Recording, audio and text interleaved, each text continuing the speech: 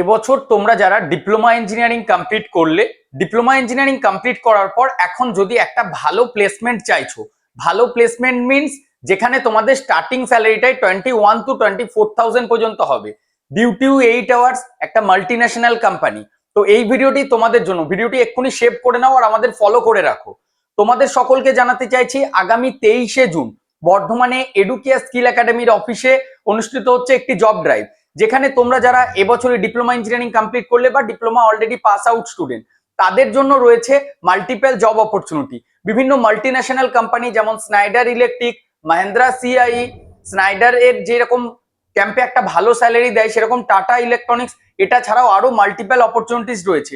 যারা ওয়েস্ট বেঙ্গলের মধ্যেই থাকতে চাইছো তাদের জন্যও রয়েছে অনেকগুলি নতুন কোম্পানি। কি করতে হবে তোমাদেরকে?